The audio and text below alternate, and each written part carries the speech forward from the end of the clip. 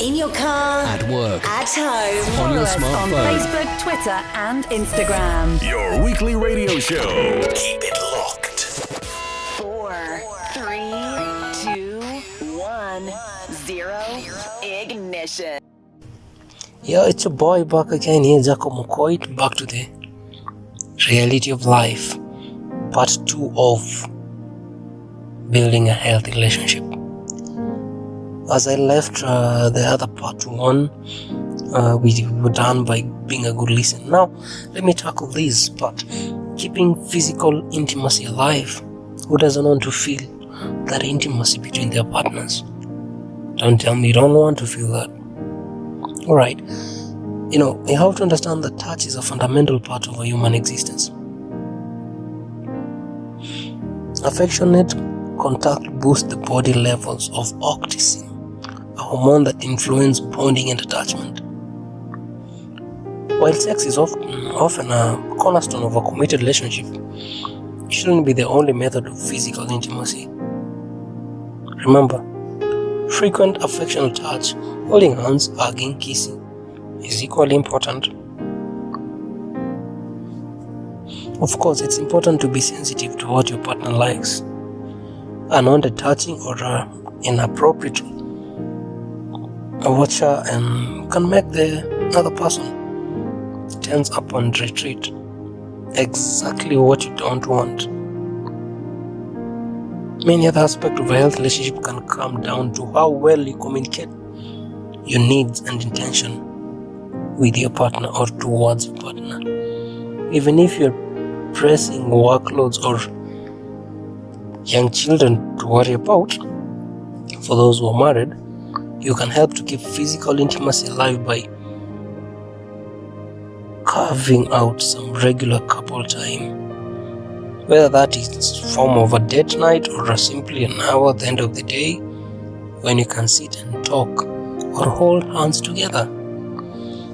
Remember that also. Tip number 4 is learn to give and take in a relationship. Because love is a two-way traffic. If you expect to get what you want 100% of the time in a relationship, you are setting yourself up for disappointment. Remember that a healthy relationship are built on compromise. However, it takes work on each person's part to make sure that there is a reasonable exchange. You have to recognize what is important to your partner. Knowing what is truly important to your partner can go a long way towards building goodwill and atmosphere of compromise. On the flip side, it is also important for your partner to recognize your wants, for you to state them clearly. Remember that you need to constantly giving to others at the expenses of your own needs will only build resentment and anger. Don't make that winning your goal. Make that winning as your both of you goals. If you approach your partner with an attitude that things have to be your way or else, it will be difficult to reach a compromise. Sometimes this attitude comes from not having your needs met while younger, or it can be years of accumulated resentment in the relationship reaching a boiling point. It's alright to have strong conviction about something, but your partner deserves to be heard as well. Be respectful of the other person and also respect their point of view. At times, I usually say, learn how to respectfully resolve a conflict.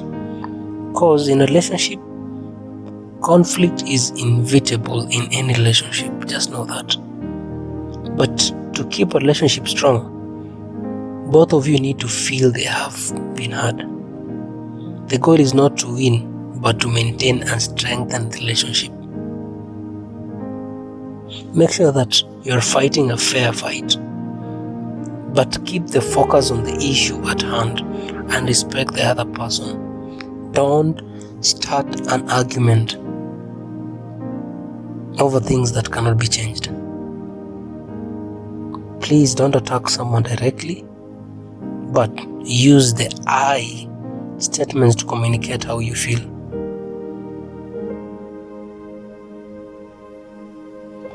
Don't say, "You make me feel bad." Try as much as you can and say, "I feel bad when you do that."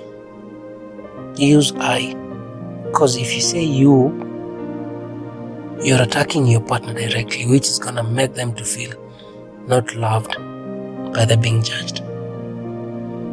Don't drag old arguments in the mix, my dear.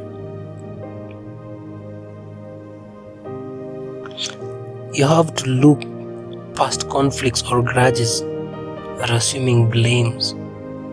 Focus on what you can do in the here and now to resolve the problem. Always be willing to forgive, because resolving a conflict is impossible if you are unwilling or unable to forgive others. Remember that whenever you are solving an issue, there's always that moment whereby you'll have a temper flare or you'll have to take a break, which I usually advocate. When you feel like you are so angered and you might speak anything, take a few time to relieve your stress and calm down before you say or do anything you'll regret. Always remember that you're arguing with a person you love. You're not arguing with a person or a stranger. Sometimes know when to let some things go. You have to accept, acknowledge, and let them go. If you can't come to an agreement, agree to disagree, remember that it takes two people to keep an argument going. If a conflict is going nowhere, remember that you can't choose to disengage and move on. Trust me. Lastly, be prepared for the ups and downs in a relationship. It is important to recognize that there are ups and downs in every relationship. You will not always be on the same page. Sometimes my brother, my sister may be struggling with an issue that stresses them, such as maybe death of a close friend or family member, or maybe job loss or severe health problems. These things can affect both partners and make it difficult to relate to each other. You might have different ideas of managing finances or raising children, because things are tough. We have to agree that. But remember that different people cope with stress differently, and misunderstanding them can rapidly turn to frustration and anger.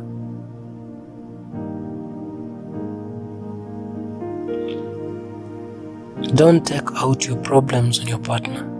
Please, please, please. Because, my dear, life stresses can make us short-tempered.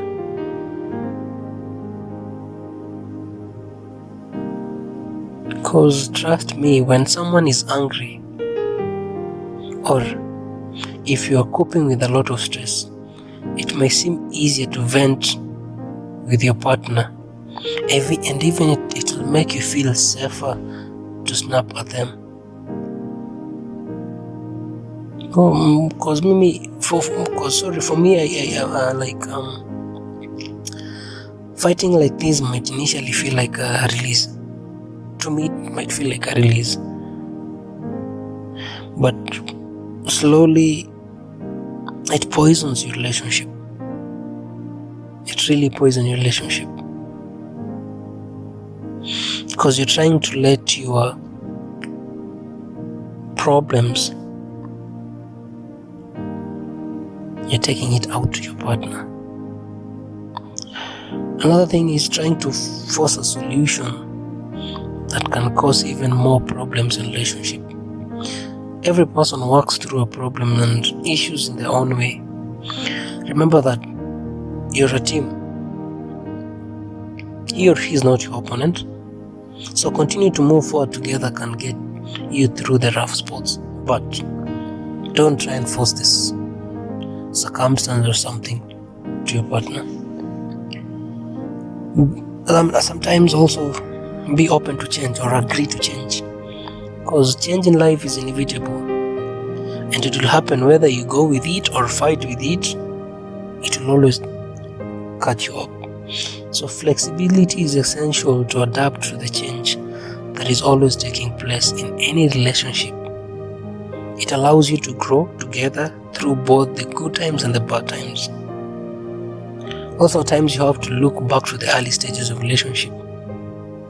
Share that moments that brought two of you together. At times also examine the point of which you began to drift apart.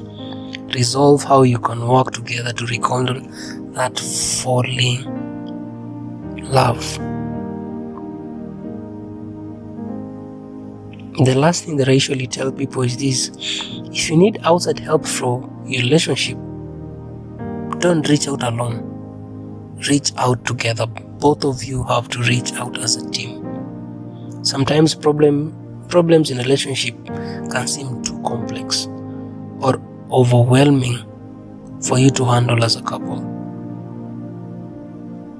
Remember, there's something called a couple therapy, or talking together with a trusted friend